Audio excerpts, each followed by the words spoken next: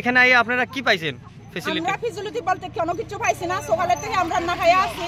কাগজপত্র রেডি করলাম, জেরক্স করলাম, ফর্ম ফিল আপ করলাম, জমা দিলাম। কয়েকজনে মানে আধারের টাকা গুলো বুঝ দিয়া তুললাম নিলগা, আমরা এমনি বয়া রইলাম। আধারে তুললো না। আধারে বলতে আপনারা কি করতে আইছেন এখানে? এখানে আধার আপডেট দেওয়ার লাগে আইছি। বাবা তো পারে না, মানে হে বুঝিও না কিছু না। আমি বাবার লগে আইছি, মার লগে আইছি। মা বাবার আধারটা আমি আপডেট দিয়া দিব, হেরে কইয়া দিমু কইয়া। কিন্তু জমা দিছি আর পাত্তা নাই। আমি সকালে জমা দিয়া পাইছি না।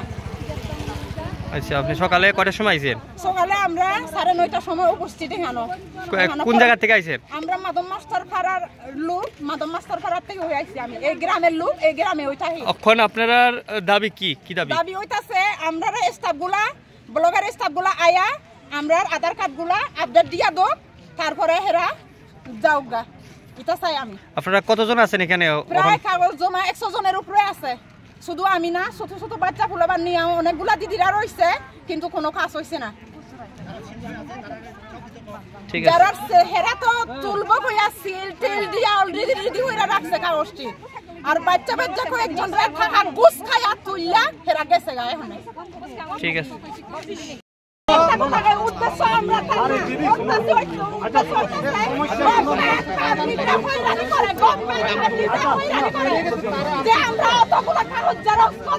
জমা দিয়া দিয়ে রাখো।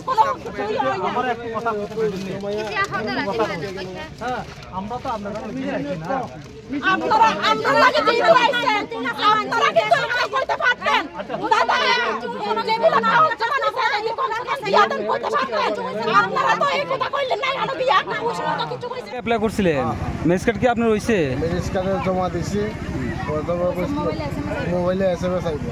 তার জন্য কোনো টাকা পয়সা দিতে লাগছে না আপনার? টাকা লাগছে 115 টাকা। তো আজকে তো কিন্তু জানি ফ্রি, মানে শিবির, তো আপনি টাকা দিলেন কিসের জন্য?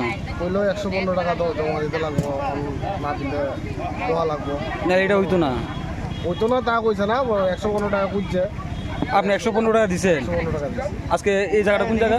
এটা ময়না মাধবচন্দ্র স্কুলের মাঠে। আপনার নামটা? আমার নাম সজল মনি। বাসা মনি। বার্থ সার্টিফিকেট কি আপনার হয়েছে আজকে? কি হয়েছে? টাকা কি টাকা লাগছে আজকে?